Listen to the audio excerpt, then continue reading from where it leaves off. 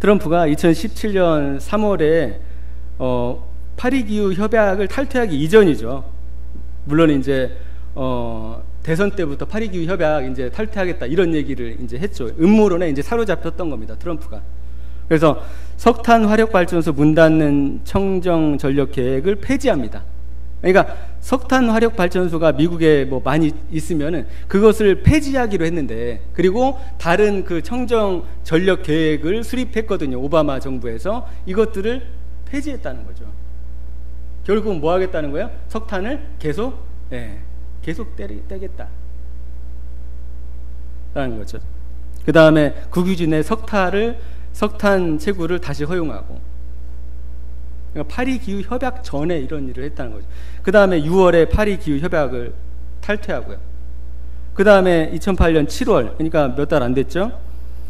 기업 평균 연비 규제, 그러니까 자동차 연비 일정 부분을 초과하면 벌금을 매기는 규제를 폐지했답니다.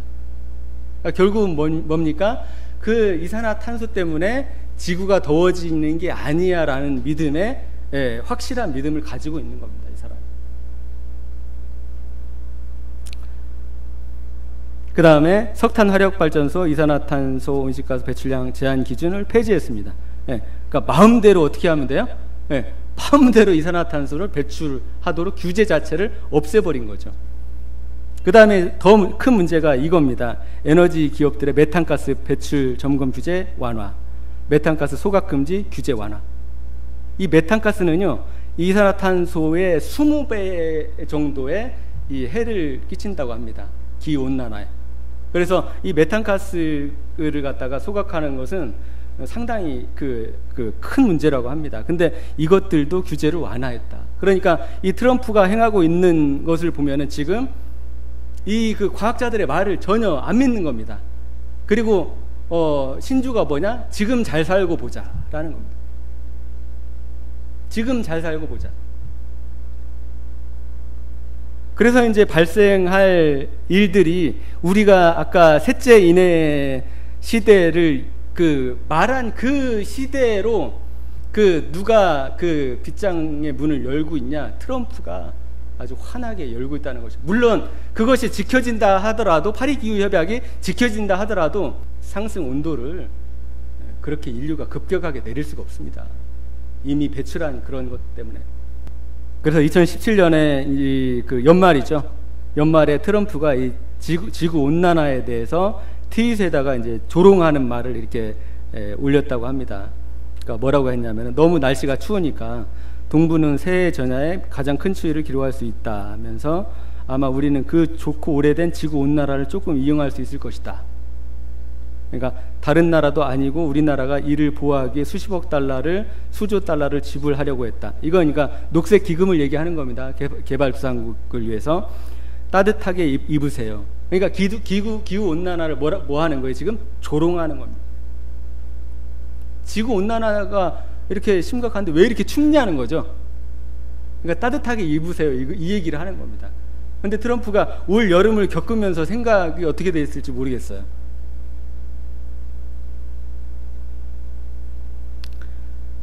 그 다음에 이제 이 녹색 기금도 내지를 않고 있는 거죠. 왜냐하면 당연히 탈퇴했으니까. 그래서 8월 31일부터 9월 9일까지 올해입니다. 태국 방콕에서 파리협정 이행의 세부 이행 지침을 마련하기 위해서 이제 협상 회의를 했습니다. 근데 이제 이제 당사국이 이제 선진국들이죠, 대부분. 이 당사국들이 2020년부터 매년 1,000억 달러를 112조 규모를 마련해서 기후 이제 개발도상국에 이제 지불하기로 했는데, 이제 트럼프가 안 낸 거죠. 오바마는 10억 달러를 이미 냈다고 합니다. 근데 안 내니까 지금 이제 이 파리 기후 협약이 물거품이 되게 생긴 것이죠. 제 생각에는 트럼프가 다시 가입을 할 가능성도 높다고 생각을 합니다. 왜냐하면은 지금 지구가 보내는 사인들이 너무나 심각한 것을 그냥 일반 국민들도 알고 있잖아요. 우리도 솔직히. 그래서 지금 보면은 이 지구 온난화가 탄소에 의한 이산화탄소에 의해서 올라가지 않는다는 신념들을 가지고 있는 그 이유를 좀 설명을 드리면은, 그러니까 1900 그러니까 100년 전, 지금으로부터 100년 전에 보면은 이 대기 중 이산화탄소 농도가 300 ppm이었는데, 그러니까 100년 만에 이제 그 100 ppm이 늘은 거죠. 지금 현재 405 7.54 ppm이라고 합니다. 405 100년 만에. 그러니까 앞으로 100년 후에는 어떻게 되겠습니까? 더 이 정도 100 ppm 정도가 더 늘겠죠. 그래서 이제 이것을 막기 위해서 이제 기후 협약을 맺어서 실천을 하려고 하는 것이죠. 근데 트럼프가 음모론에 빠진 그 이유가 여기 있습니다. 그 이유는 뭐냐면은, 예를 들어서 1990년대부터 이 과학자들이 이산화탄소가 계속 증가가 하고 있고, 그러니까 거의 1970년대부터 아마 얘기를 했습니다. 이산화탄소가 증가하면 지구 기온이 올라간다라고 경고를 했습니다. 근데 문제는 뭐냐면 1998년부터 이산화탄소가 증가했는데 오히려 기후가 올라가다가 약간 떨어졌다는 것이죠. 이것이 이제 미국에서 음모론을 불이 지펴진 이유가 여기에 있습니다. 야, 이산화탄소는 올라가는데 왜 기후가 떨어졌냐? 이것이죠. 그러니까 딱 생각해도 이제 과학자들이 뭘 생각했냐면은, 이산화탄소라는 것은 기후하고 상관이 없는 건가 봐. 지구온난화는 이산화탄소 때문에 발생하는 게 아닌가 봐 라는 이제 의문을 제기하기 시작했고, 그 뒤로부터 몇 년이 지났습니까? 거의 1998년에서 지금 2018년이지 않습니까? 몇 년이 지났어요? 거의 20년이 지났죠. 20년 동안 이러고 있으니까 과학자들이 이제 반대 의견을 가진 사람들이 이산화탄소에 의한 지구온난화는 음모야. 그것은 과학이 아니야. 허구야.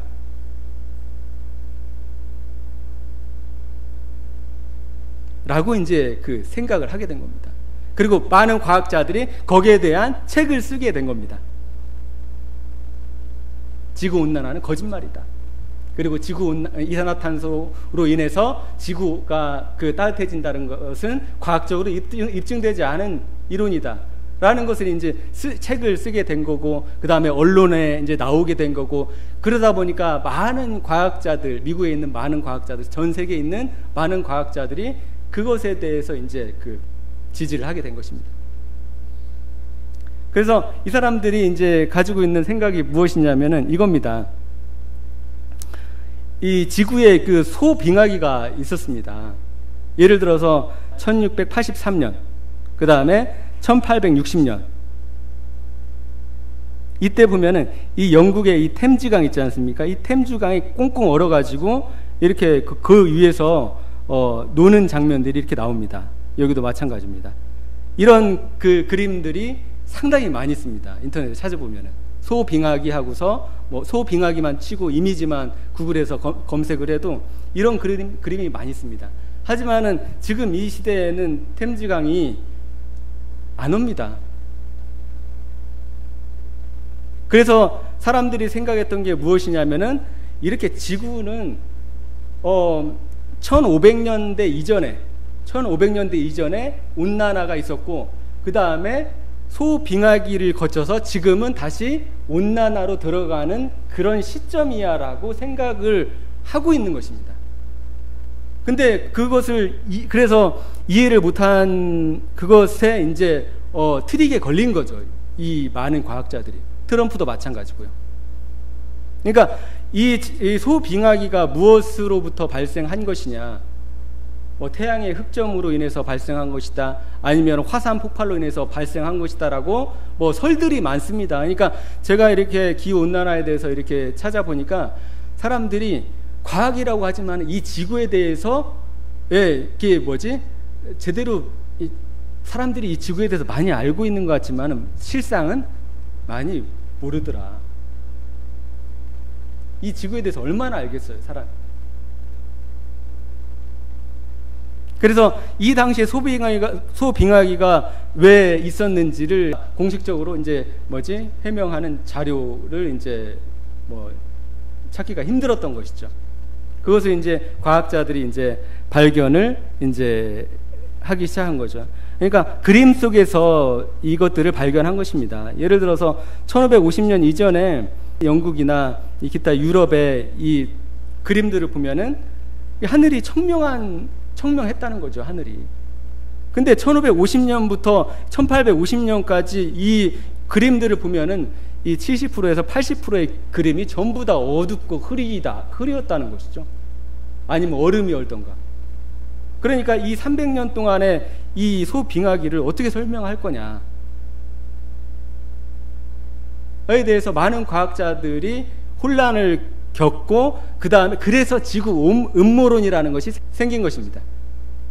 봐봐, 그러니까 중세까지 지구가 따뜻했어. 그 다음에 소빙하기가 와서 낮았어. 그 다음에 지금 따뜻해지고 있는 거야. 정상이야. 이 사람들이 생각할 때는 뭐예요? 정상이라고 생각하는 거예요. 지구가 따뜻해지고 나서 또 어떻게 할 거라고 생각하는 거예요? 다시 소빙하기가 올 거라고 생각을 하는 것이죠. 근데 이것이 자연적인 그 어떤 현상이라면은 그 사람들의 말에 일리가 있는 것입니다. 하지만은 과학자들이 연구를 해봤더니 어떤 게 있었냐? 그 시대에 화산 폭발이 다 집중해 있었더라. 그래서 보면은 그 그래프가 올라간 것일수록 가장 큰 폭발입니다. 그래서 보면은 1800년대 후반부터 지금까지 이렇게 높이 올라간 게 있습니까? 없습니까? 거의 없죠. 예. 예. 다행히 우리가 지금 이 시대에 살고 있는 게 우리 이 시대에 살고 있었으면은 좀 힘들었을 것 같아요. 예. 아무튼 이렇게 해서 이게 지금 인도네시아 탐보라 화산이 폭파된 것인데, 이 화산이 폭발하면은 문제가 무엇이냐면은 이게 그냥 화산만 폭발하는 게 문제가 아니라 이 화산재 있지 않습니까? 이 화산재가 어마어마하게 규모에 따라서, 큰 화산에 따라서 이 화산재가 이 지구 대기에 가득 차서 대기에서 상당히 오랫동안 머문다고 합니다. 수년 동안 머문다고 합니다. 그래서 예를 들어서 인도네시아 탐보라 화산 있은 그 다음 해에는 아예 여름이 사라졌었다고 합니다. 여름 자체가. 그리고 겨울은 어땠겠습니까? 엄청나게 추웠던 것이죠. 그러니까 이런 화산 폭발이 그러니까 인도네시아에서 많이 있었더라고요. 인도네시아나 이런 이탈리아나 이런 쪽에서 있었던 화산 폭발로 인해서 어떻게 했습니까? 화산재가 그 대기 위에 올라가서 햇빛을 차단하는 것이죠. 그러니까 겨울에 햇빛이, 예를 들어서 햇빛이 정상적으로 들어와도 겨울은 어떻습니까? 춥잖아요. 근데 햇빛이 정상적으로 들어오지 않는다. 그러면 그 추위가 더 극심해지는 것이죠. 그래서 아까 보신 그 템즈강이 이제 어는 사태가 발생하는 겁니다. 그래서 이제 가장 이제 신뢰할 수 있는 그 이론이 이 화산 폭발로 인한 그 지구의 그 소빙하기가 왔다라고 이제 볼 수가 있는 것이죠. 그래서 이제 그 도표를 보면 이게 이제 보면은 1500년도부터 1900년 사이에 일어났던 그 화산 폭발입니다. 그러니까 상당히 이때 다 집중되고 그 다음에 많은 인명 피해가 있었습니다. 예를 들어서 AD 79년에 발생했던 이탈리아의 베수비오 그 폭발로 인해서 이 폼페이가 매몰된 거는 잘 아시죠? 폼페이 그 지역 자체가. 요때 이제 3,600명이 그냥 그 자리에서 그냥 재가 됐습니다. 그러니까 사람들이 이제 이 화산이라고 생각하면, 저도 마찬가지고 그 용암 그것을 무섭다고 생각을 하지 않습니까? 근데 실제로 무서운 건 융합이 아니래요. 화산재. 네, 화산재라고 합니다. 그리고 이제 1586년에, 그러니까 인도네시아, 이탈리아, 그 다음에 인도네시아가 제일 많죠. 예. 인도네시아와 이탈리아가 많습니다. 이 유럽, 저쪽에서는. 예. 예를 들어서 다시 한번 1631년에는 베수비오 화산이 이제 폭발해서 18,000명이 용암으로 이제 그 사망을 합니다. 18,000명이. 그 다음에 이제 일본에서는 뭐 운젠 화산이 폭발해서 14,500명이 이제 사망을 합니다. 그러니까 요런 이제 암술류, 뭐 쓰나미 뭐 이런 것도 이제 그 치명적이지만은 가장 치명적인 게 이제 여기 보면은 화산 쇠설류라고 돼 있어요. 여기 보면은 화쇄류. 그리고 이제 탐보라 이제 가장 최근에 아까 우리가 봤었죠. 탐보라 이 화산이 폭발했을 때 지난 4, 5세기 동안에 가장 큰 폭발이죠. 이게. 네, 가장 큰 폭발. 그 전에 이제 1800년 이전에 이 두 번째 큰 폭발.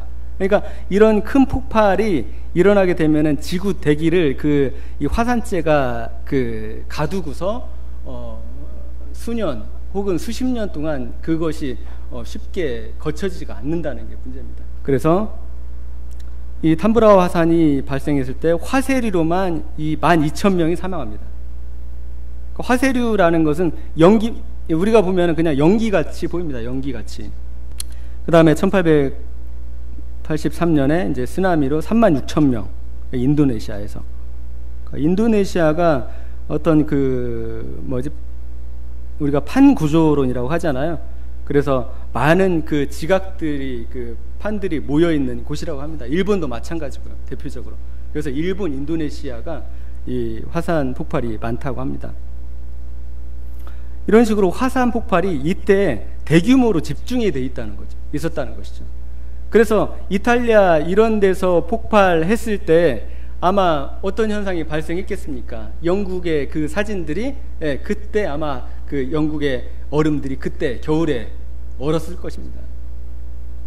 그러니까 소빙하기가 이 화산으로 인해 이제 발생한 것이다라는 것이 과학자들이 오랜 연구 끝에 내린 가장 설득력 있는 근거다라는 것이죠. 그러니까 만약에 음모론자들의 얘기처럼 지구가 중세 전에 따뜻했다가 자연적으로 추웠다가 다시 올라가는 시기라면 우리가 얼마나 좋습니까? 걱정 안 해도 되잖아요. 그죠? 이산화탄소 트럼프 같이 그냥 화석연료 떼고 그다음에 메탄가스 전부 다 하고 이렇게 얼마든지 하면 좋죠. 그리고 인류가 그것에 책임이 있는 것이 아니다 라는 것이 사실이라면 얼마나 좋습니까? 하지만은 그것에 트릭이 있다는 것이죠. 이런 이제 역사적인 사실들을 알지 못하면은 그게 그럴듯하거든요. 그래서 쇠설류를 보면은 이게 일본에서 마윤산에서 폭발 당시에 1984년에 이제 작은 폭발이라고 할 수 있죠. 화산 쇠설류. 이게 보면은 거의 온도가 가서 1kg가 떨어져 있고 5kg까지 거의 온도가 700도, 500도랍니다. 이 화설류가. 그러니까 단순히 연기가 아니에요. 단순히 연기가 아니라 그 안에 입자들이 있는 거죠. 뭐 돌이 녹은 입자들, 쇠 입자들, 이런 입자들이 있어서 사람한테 이제 덮치면은, 그리고 집에 덮치면은 그냥 집이 그냥 우리가 원자폭탄 발생했을 때 사람이 가만히 서 있다가 그냥 먼지가 돼버리지 않습니까? 먼지가 되진 않지만은 사람이 그냥 뼈밖에 안 남는, 쇠설류가 이렇게 덮치면은 그냥 살이 그냥 내려가는 거죠. 뼈는 남지만. 그 정도로 이 화산 쇠설류가 위험하다고 합니다. 그리고 이것이 화산 쇠설류가 높이 올라가면은 4만 미터까지 올라간다고 합니다. 4만 미터. 4만 미터에 그 이후에는 어떻게 되겠습니까? 이게 전부 다 퍼져가지고, 그래서 백두산에 화산이 폭발하면 이 우리나라는 물론이거니와 이 지구에 재앙이 발생할 수도 있다, 그런 얘기가 있잖아요. 그 이유가 있어요. 그러니까 화산재가 폭발하면은 그 지구의 대기권에 올라가서 이 몇 년 동안 이게 사라지지 않고 태양을 가린다는 것이죠. 그래서 소빙하기가 오는 것입니다. 근데 지금은 이제 소빙하기가 없어졌죠. 왜냐하면 화산 폭발이 줄어들었고, 그 다음에 그런 화산 폭발이 있다고 할지라도 인공적으로 무엇을 할 수 있는 그런 어떤 그 조절 능력이 약간은 있죠. 네. 그래서 이런 연유 때문에 이제 발생한 것이요. 거기다가 이제 그 트럼프나 이런 이 음모론자들의 이 타깃이 된 그 또 사건이 또 발생합니다. 이게 무슨 사건이냐면은 기후 게이트라는 것이 발생하는 거죠. 그러니까 1900년대 이제 후반부터 이 지구가 이산화탄소로 인해서 이제 지구 온도가 올라가고 있다. 뭐 이렇게 얘기를 하니까 많은 사람들이 이걸로 이제 이런 관련해서 책도 많이 쓰게 되고 기후 협약도 맺게 되고 이제 세계적으로 이제 사람들이 많은 사람들이 모든 국가가 다 이제 그것을 인지하게 되었죠. 근데 이제 이 기후 게이트라는 건 뭐냐면 2009년 11월에 러시아 쪽인가에서 서버를 해킹했다고 합니다. 이스트 잉글랜드 기후 연구센터를 해킹을 해서 봤더니 이 지구 온난화 반대자들의 논문들을 이 학술지에서 빼라라는 이제 그런 것들이 이제 발견이 된 것이죠. 그것이 폭로가 됩니다. 미국에서 중요한 문제가 됐었냐면은 이 기후라는 것이 중세 때 온화했다가 소빙하기가 자연스럽게 와서 그 다음에 온난화가 되는 시점이다라고 생각을 하고 있었단 말이에요. 그리고 1998년까지 이산화탄소에 따라서 그 온도가 올라가다가 어떻게 됐습니까? 20년 동안 안 올라갔잖아요. 그러니까 그것에 딱 이제 막힌 거죠. 이산화탄소가 올라가는데 지구 기온이 왜 안 올라가냐? 그렇다면은 너희들이 말하는 이산화탄소로 인한 기후 온난화는 허구다. 라고 이제 많은 이제 음모론이 퍼지고 있는 상태에서 이 기후 게이트가 이제 폭로가 된 겁니다. 그러니까 이 사람들은 과학자지 않습니까? 그러니까 이산화탄소 배출로 인해서 지구 온난화가 되는 것은 확실하다고 생각을 하는 것이죠. 그렇기 때문에 저 지구 온난화에 대해서 반대론자들의 논문들을 갖다가 웬만하면 채택을 안 하려고 하는 것이 당연한 것이겠죠. 그것들이 이제 폭로가 된 겁니다. 그러니까 이제 불이 지펴진 것이죠. 사실은 이산화탄소로 인해서 지구 온난화가 되고 있는 것이 아닌데 너희가 너희들의 여러 가지 이익을 위해서 이 음모론을 제기하고 책을 쓰고 그것을 과학이라는 이름으로 얘기하고 있는 거구나 라는 의심을 받게 됩니다. 그리고 또 이제 결정적으로 이제 IPCC 이제 유엔 산하 기관이죠. 기후 대책을 하는 곳에서 4차 보고서에서 엉터리 이제 그 보고서를 가 나와서 이제 망신을 당하게 됩니다. 어떤 보고서냐면은 2035년에 혹은 더 일찍 히말라야 빙하가 이제 사라질 것이다. 이렇게 보고서를 냈습니다. 근데 이제 이게 순 엉터리로 이제 판명이 난 것이죠. 원래 2035년이 아니라 원래 몇 년으로 그 러시아 연구자가 논문을 썼냐면 2350년이었어요. 그러니까 거의 200년이나 더 앞당겨서 히말라야 빙하가 다 녹을 거다 이렇게 얘기를 한 거죠. 그래서 이것으로 이 IPCC가 치명적인 타격을 받습니다. 그 다음에 사과를 합니다. 사과문을 게재합니다. 그 다음에 또 뭐냐면은 히말라야 빙하 면적도 50만 킬로로 이렇게 적어놨는데 실제로는 3만 3천 킬로밖에 안 된다. 그러니까 몇 배가 뻥튀기 되어 있습니까? 네. 거의 뭐 15배 이상이 뻥튀기 되어 있는 거죠. 그러니까 이런 그 기후 게이트와 그 다음에 이런 IPCC의 이 4차 보고서, 이 보고서들이 순 엉터리네. 그러니까 급속도로 이제 미국에서 완전히 음모론이 장악을 하게 된 겁니다. 그것을 누가 받아들였냐? 이 트럼프 아저씨. 이 미국의 많은 과학자들 뿐만 아니라 미국의 대다수의 국민들도 아까 61%가 음모론이다. 그죠? 얘기를 했었고, 트럼프도 마찬가지고, 그리고 트럼프는 그것이 그 자기 나라의 이익이 되죠. 실제로 그것이 자기가 완전히 세뇌돼서 그것을 정말 믿고 있는지도 모르겠습니다. 믿고 있었겠지요. 그리고 믿지 않았으면 회의론자거나, 아무리 그렇게 해도 우리 인류가, 우리가 이 미국이 지불해야 하는 대가가 너무나 크다. 그죠? 그렇기 때문에 우리는 지금 이 시대, 어차피 망할 세상, 트럼프가 기독교인 아닙니까? 어차피 망할 세상, 우리는 인류의 순리대로 가겠다, 이런 생각을 했을 수도 있고요. 그죠? 그렇게 해서 이제 그 음모론이 미국을 이제 완전히 휩쓴 겁니다. 근데 아까 이제 말씀드렸듯이, 그러면은 아까 20년 동안에 그 기후가, 이산화탄소 농도가 올라갔는데 왜 20년 동안 그 기온이 올라가지 않았느냐, 이것에 대해서 과학자들이 이제 연구를 합니다. 그렇게 해서 이제 밝혀냈죠. 그러니까 그 과학자들, 이산화탄소를 통해서 지구 온난화가 되는 것이 사실입니다.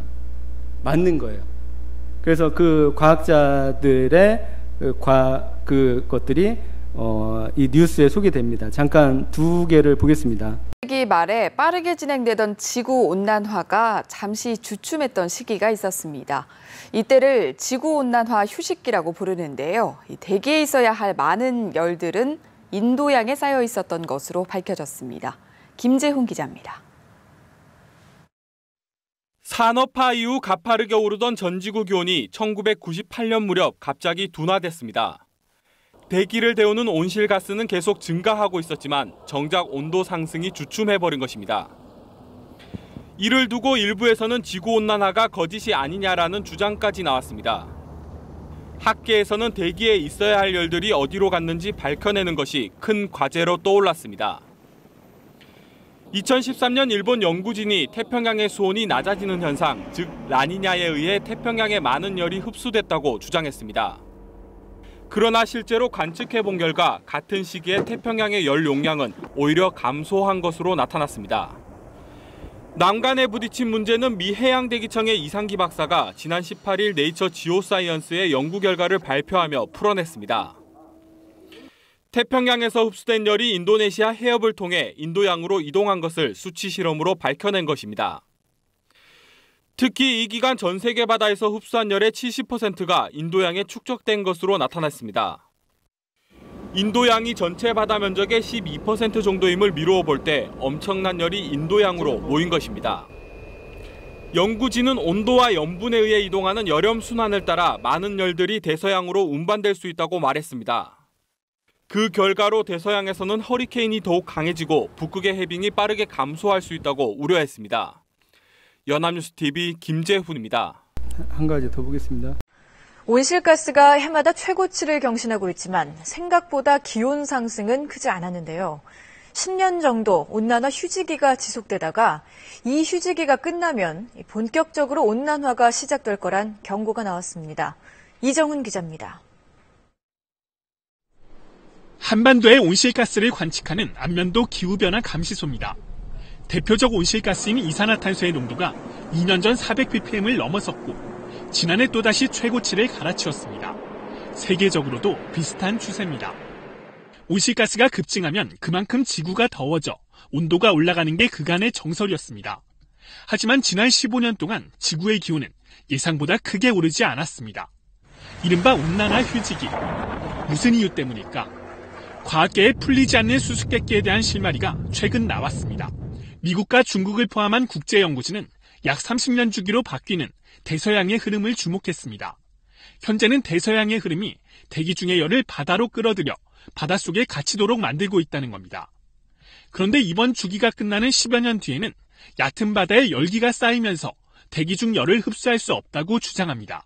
10년 내지 15년 정도 휴지기가 지속될 수는 있지만 그 이후에는 온난화 현상이 다시 시작되면서 전지구 평균 온도가 이전과는 다르게 더욱더 급격하게 상승할 수가 있습니다. 인간의 힘으로 온난화를 막을 수 있는 기온 상승폭은 이제 1도가 마지노선. 기후학자들은 이 선을 넘어서는 순간 대기가 균형을 잃고 기온이 더 폭발적으로 상승할 수 있다고 경고합니다. KBS 뉴스 이정훈입니다. 한 영상은 그 대서양에 축적돼 있다. 하나는 인도양에 축적돼 있다. 이렇게 뭐 나오는데 아마 1년 텀이 있을 겁니다. 이게 발표된 게 두 영상의 차이가 1년 정도 있습니다. 그래서 그 지구 밑에 인도양이든 대서양이든 그 쌓여 있다. 그러니까 올라가야 될 온도가, 그러니까 이 바다가 열 흡수를 엄청나게 잘한답니다. 열 흡수를. 그리고 그 열 흡수를 해서 극지방에 이제 가서 따뜻한 온도를 만들고 뭐 이렇게 더운 데 가서는 또 이렇게 좀 차갑게 만드는 그런 역할을 한다고 합니다. 지금 여기가 인도양이거든요. 여기가 태평양이고 여기가 이제 대서양이고 여기가 이제 중요한 그린란드입니다. 그린란드. 그래서 이 그린란드의 그 얼음이 다 녹으면 지구 평균 그 수면이 7m가 올라간다. 이렇게 얘기를 하는 것이죠. 그 다음에 이제 지금 하고 있는 얘기가 무엇냐면은 이산화탄소로 그 올라간 온도를 그 바다가 흡수를 해서 지금 인도양에 갇혀 있다. 이렇게 얘기를 하지 않습니까? 그것이 인도양에 갇혀 있든 아니면 여기 대서양에 갇혀 있든 간에, 그러니까 예를 들어서 여기에서 물이 전체 한 바퀴를 도는데 30년이 걸린다고 합니다. 그러니까 인도양에 있는 물이 태평양에 있는 물까지 이렇게 한번 순환하기까지 30년이 걸린다고 합니다. 그래서 지금 이제 그 열을 흡수해서 지금 인도양을 거쳐서 지금 이제 대서양 쪽으로 이제 가고 있는데, 이제 이것이 이제 10년 후에는 이제 그 흡수를 못한다 이런 얘기를 하지 않습니까? 근데 문제는 이분들이 이제 그 염려하고 있는 게 이겁니다. 인도양에 있는 이 따뜻한 물과 그 다음에 대서양의 이 난류들 있잖아요. 이 난류가 안 그래도 지금 북극과 그린란드가 녹고 있거든요. 빙하들이. 근데 이 따뜻한 물이 이제 그 아직 이 그린란드 쪽에 가지를 않았거든요. 이게 여기까지 가는데 거의 10년이 걸린다는 거예요. 10년. 그러니까 만약에 이 그린란드까지 따뜻한 물이 가게 되면은 그 응축돼 있던 물들이 이 그린란드와 이 북극의 빙하를 더 지금보다 더 심각하게 녹인다는 것이죠. 이제 그래서 이제 무슨 일이 발생하냐면요. 이게 이제 여기 그린란드에서 지금 물이 계속 이 빙하가 녹아서 이 담수가 유입이 되고 있다고 합니다. 담수라는 것은 뭐냐면은 거의 염분이 없는 그 물 있잖아요. 염분이 없는 물이에요.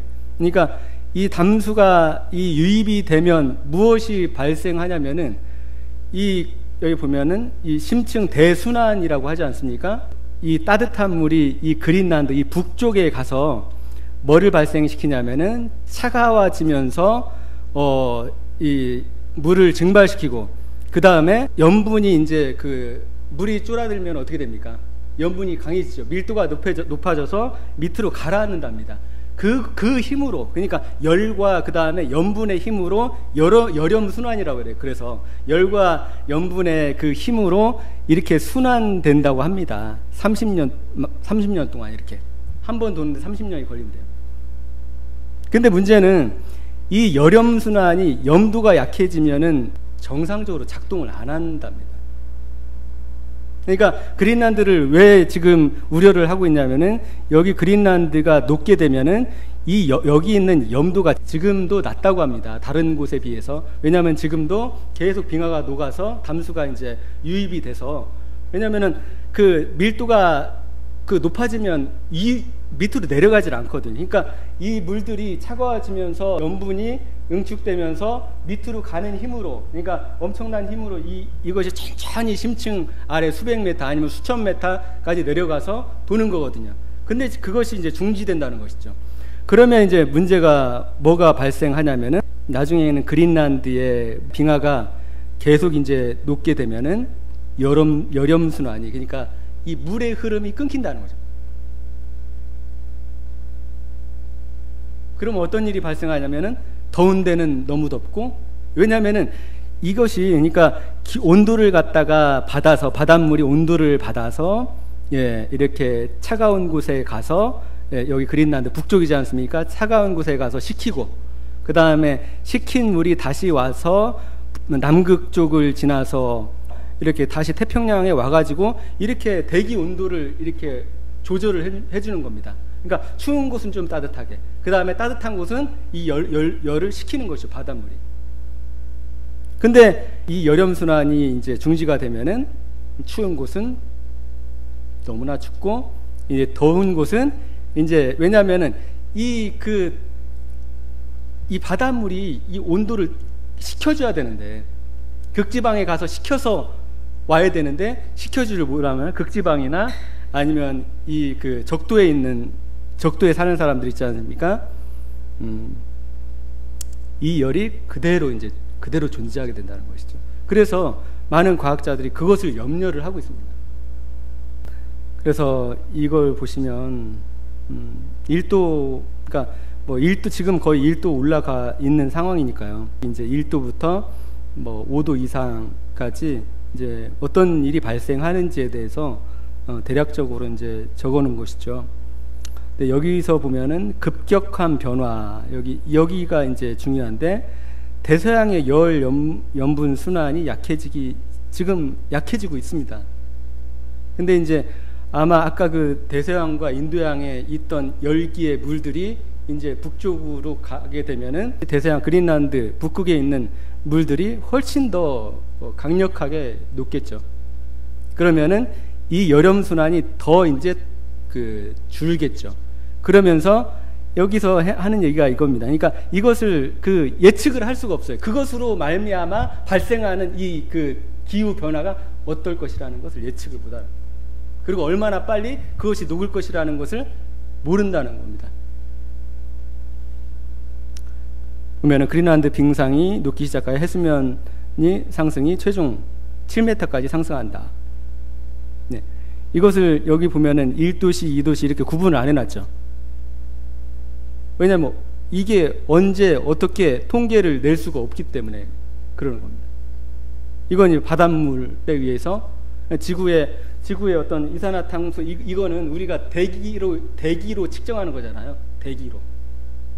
하지만 바닷물에 어떤 얼마만큼의 온도가 쌓여서 그것이 흘러가고 있는지 인간이 모르잖아요.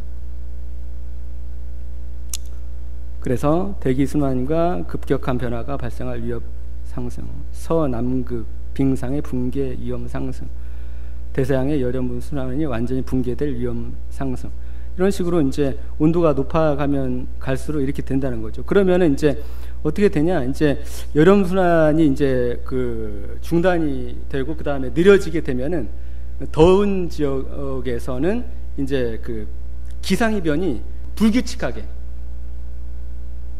그러니까 기상이 좀 예측이 가능해야 되지 않습니까?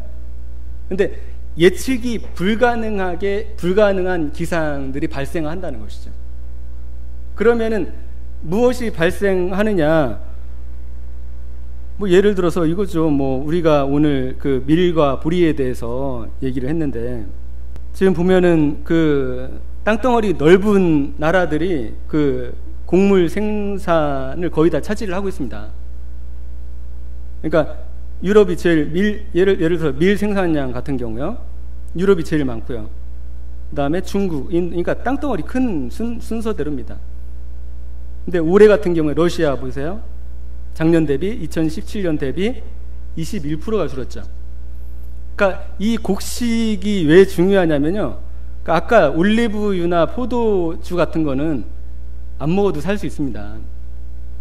근데 밀과 보리의 경우는 살지 못한다는 것이죠. 그리고 이 밀과 보리의 이 특성상, 이게 예를 들어서 올리브 나무 단연생 식물이죠. 그 다음에 포도 단연생이죠. 근데 이 밀, 보리는 어떻습니까? 그 해에 수확해서 그 해에 거둬서 그 다음에 먹고 계속 이게 반복이 되는 것이죠. 그래서 이 통계를 보면은 생산량과 소비량이 거의 얼추 비슷합니다. 보세요. 여기 생산량 보시면은 뭐 100만 톤 기준이니까 2014년 뭐 2017년 여기 나와 있습니다. 2,500만 톤. 그런 소비가 2,500만 톤. 보면은 그다음에 2017년 인구가 늘으니까 생산을 많이 하는 거죠. 2,600만 톤. 그다음에 소비가 2,600만 톤. 그렇죠? 그다음에 이제 재고율이 있습니다. 이 재고율이 27%. 그러니까 뭐냐면은 그 2014년부터 2015년 사이에 그 재고율. 그러니까 이 생산량을 100%로 생각하시면 됩니다. 이 생산량을. 그러니까 인류가 한 전 지구 사람들이 27%면은 4분의 1 정도의 사람들이 먹을 수 있는 양이 재고량으로 남아 있는 거죠. 4분의 1 정도가. 근데 예를 들어서 지구에 이제 예를 들어서 이제 중국이나 기상 이변이 발생할 때 중국만 발생하는 경우도 있죠, 물론. 그죠? 그다음에 뭐 특정 지역만 발생하는 경우가 있습니다. 하지만은 오늘날 이 기상 이변은 무슨 특징을 가지고 있느냐? 전 세계적으로 발생한 특징을 가지고 있죠. 그래서 이런 이제 생산량이 이제 그 급격하게 그 내려갈 경우에 우리나라 그 식량 자급률이 몇 퍼센트인지 혹시 아십니까? 4%를 안 넘습니다. 우리나라는 전부 다 쌀만 그 100%고요. 하지만은 밀가루 뭐 이런 것들 있잖아요. 옥수수 뭐 모든 것들 다 합치면은 우리나라가 자급률이 3점 몇 %라고 합니다. 그러면은 예를 들어서 뭐 몇 년 전에 러시아가 이 자기네들 먹을 것도 없어서 수출 제한을 했다고 하더라고요. 네. 그러니까 이런 일이 발생하는 거죠. 그러니까 수출을 안 하는 거죠. 왜냐하면 자기 나라가 먼저 먹어야 될 거 아닙니까? 자기 나라 국민들부터. 근데 그 타격을 받는 곳이 어디겠습니까? 우리나라 같은 곳들이죠. 농지가 땅덩어리가 크지 않고 곡물이 적게 나오는 곳, 이런 곳들이 이제 문제가 되는 곳이죠. 그러니까 이런 곳들이 이제 지금 이 재고율이 이 정도 되는데 한 해 그냥 그 기상 이상 기후로 농사가 망쳐졌다. 이제 그것이 이제 빈번해지면서 나중에는 이제 그 매년, 그러니까 그 전 세계적으로 그것이 이제 확대돼서 우리가 이제 그 저 시대를 살게 될 겁니다. 좀 끔찍하지 않습니까? 그러니까 이게 먼 나라 이제 뭐 사람들이 이것에 왜 저기 하냐면은 이 올해 8월, 7월 같이 여름이 계속되잖아요. 그러면은 지구 온난화에 대해서 엄청 심각하게 생각을 할 겁니다. 근데 달랑 2달만 하고 지금 선선하지 않습니까? 인간이 그것에 대해서 망각하고 잊어버린다는 것이죠. 그리고 피부로 그리고 지나가는 것이기 때문에 그것에 대해서 적극적으로 노력을 안 한다는 것이죠. 그래서 트럼프가 그 기후협정에서 탈퇴한 것뿐만 아니라 그것이 이제 많은 나라들한테 어떤 영향을 미칠지 모르겠지만은 그 기후협정이 이행이 된다고 하더라도 우리가 계시록에 나오는 그 시대로 가고 있다. 그것이 인간의 노력으로 그 조금 줄이고 더디게 할 수 있죠. 할 수 있지만은 그 시대를 우리 시대가 아마 겪고 보게 될 것입니다. 그래서 향후에는 우리 다음 세대 사는 사람들은 그 넷째 이내 그 탄자가 사망이라는 이름이고 그 다음에 지옥이 그들을 따르고 땅의 4분의 1이 죽는 그런 일들을 아마 경험하게 될 것이고 그 다음에 이제 주님께서 이제 오시겠죠. 그것이 7인이 말하고 있는 그 인류의 역사의 과정입니다.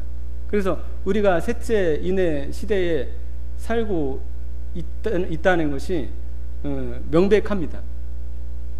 이건 이제 단순히 해충으로 인해서 기온이 2도가 상승했을 때 해충으로 말미암아 이제 발생하는 수확 감소량을 얘기하고 있는 겁니다. 예를 들어서 러시아가 이제 10% 지금 10% 정도 손실률이 있는데 러시아가 나중에 2도가 올라가잖아요. 그러면 16% 정도 이제 수확이 손실이 있을 것이다. 근데 이거는 단순히 2도 올라갔을 때만 얘기를 하는 것이고요. 만약에 그 기상 이변으로 뭐 폭우가 쏟아진다거나 뭐 이 농작물에 직접적인 타격을 받게 되잖아요. 그러면 이 수치는 의미가 없는 것이죠. 네. 이거는 자연 발생적으로 그냥 온도만 올라갔을 경우를 얘기를 하는 겁니다. 네. 뭐 러시아뿐만 아니라 뭐 전 세계가 그렇게 이제 수확량이 이제 줄어들게 되는 것이죠. 또 포도 같은 경우는 이 2도 여기에서만 그 생산이 된다고 합니다. 2도 30에서 50도 사이에 사이에서만 생산이 지금 되고 있다고 합니다. 근데 이 생산 지역이 매년 이 위쪽으로 올라가고 있다고 합니다. 당연하겠죠. 네, 매년 올라가고 있다고 합니다. 그러니까 이거보다 높으면은 춥죠. 러시아 지역이니까, 네, 캐나다 이런 지역이니까 춥죠. 그 다음에 이거보다 아래면은 너무 덥죠.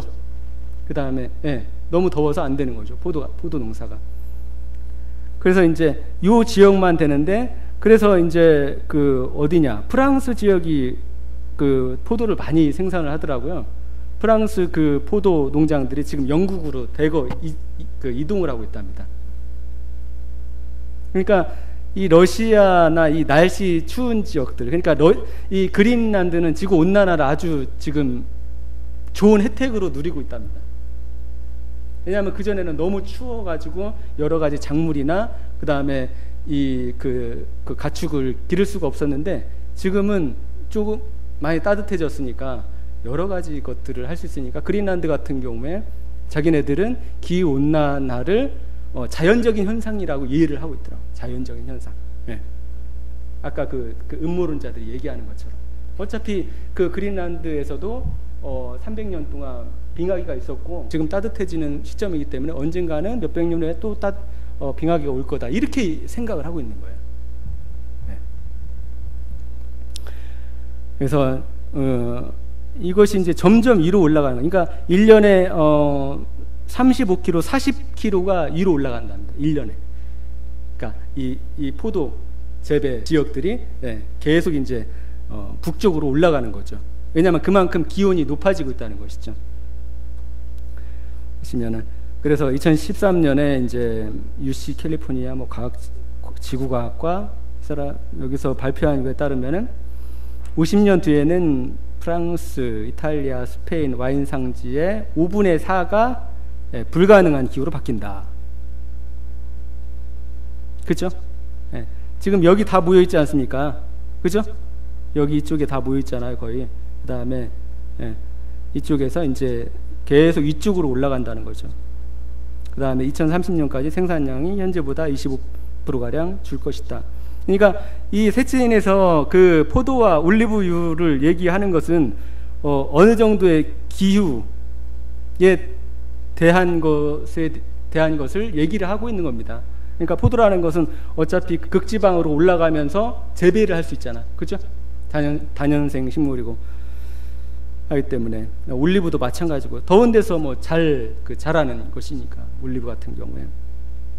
하지만은 밀과 보리는 그러지 않다는 것이죠. 그 다음에 이제 포도뿐만이 아니라 요 뚜껑도 이게 타격이 있답니다. 코르크 참나무 껍질 두께가 얇아지고 있대요. 원래 27mm, 그러니까 2.7cm 정도는 돼야 되는데 지구 온난화로 3에서 10mm가 줄고 있답니다. 그러니까 이런 것들이 이제 보여주는 것들이 전부 다 무엇을 얘기를 하고 있냐면은, 아마 트럼프가 이번에 여름을 겪으면서 생각을 바꿨을지도 모르겠습니다. 하지만 우리가 이 시대를 직접 목격하게 될 겁니다. 그러니까 지금 지구 온도가 아까 말씀하셨다시피 대서양과 인도양에 열이 쌓여서 바다가 열을 흡수해서 가지고 있지만은 그것이 그린란드를 녹이고 그 다음에 10년 후 그 주기가 끝났을 때, 그러니까 여름순환에 지금 20년 동안 그 기온이 올라가지 않았지 않습니까? 그러면은 10년이 남았거든요. 10년 있다가 그린란드가 받을 피해, 그 다음에 그 이후에 발생할 지구 온난화는 우리가 생각하는 통계 이상을 넘을 수가 있다는 것이죠. 아무튼 그런 시대에 우리가 살고 있습니다. 그래서 때를 분별하여, 그죠? 너희가 이 시대를 분별하지 못하느냐, 주님께서 말씀하셨잖아요. 그러니까 왜 그 유대인들한테 왜 시대를 분별하지 못하느냐라고 말씀했겠습니까? 네, 주님께서 선지자들을 통해서 메시아가 오신다는 것을 지속적으로 말씀하고 그들의 그 하나님 앞에서 그 불순종을 경고하고 몇 년 동안 하나님의 말씀을 주지 않았습니까? 400년 동안 하나님의 말씀을 주지 않았죠. 그러면은 뭔가 이상하네, 그죠? 뭔가 이상하네. 그리고 세례 요한이, 침례 요한이 나와서 회개의 세례를 베풀고 내 뒤에 오실 분이 계시다, 회개의 세례, 침례를 베풀지 않습니까? 그러면은 정신을 차리고 그들이 주님 오실 것에 대해서 분별을 하고 했어야 되는데 그러지 못했다는 것이죠. 우리가 성경을 통해서 알 수 있는, 그리고 얻을 수 있는 복은 무엇이냐?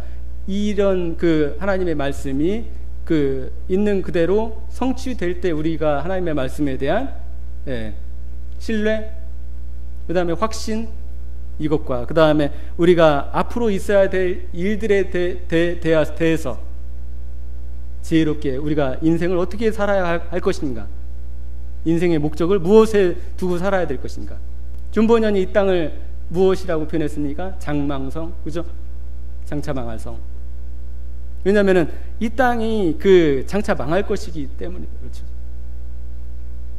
그래서 그런 그 시대의 표적을 우리가 오늘 그 7이인의 넷째를 보면서 확인할 수 있습니다.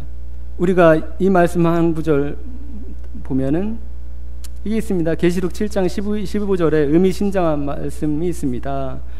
그들은 하나님의 보좌 앞에 있고 하나님의 성전에서 밤낮 그분을 섬기고 있습니다. 그리고 보좌에 앉으신 분이 그들을 덮을 장막이 되어 주실 것입니다. 그들을 덮는 장막이. 왜냐하면 그들은 다시는 줄이지 않고, 왜 줄이지 않는 것이 나을까? 우리 줄이고 있습니까? 줄이고 계세요? 목마르지도 않고 해나 그 밖에 어떤 열로 그들이 괴롭게 내려쬐지 않을 것입니다. 이 말씀이 모를 때는 그냥 이 땅에 살던 사람들을 그냥 위로해 주는 말씀이겠거니 생각을 할 수 있죠. 지금 보니까 어떻습니까? 마지막 그 시대를 겪은 사람들의 특징들을 얘기하고 있죠. 그들이 줄이고 목마르고 해나 그 밖에 열에 내리쬐서 괴롭게 살다 왔다는 것이죠. 아마 이거 성경 읽을 때 아마 앞으로는 좀 남다르게 읽혀질 겁니다.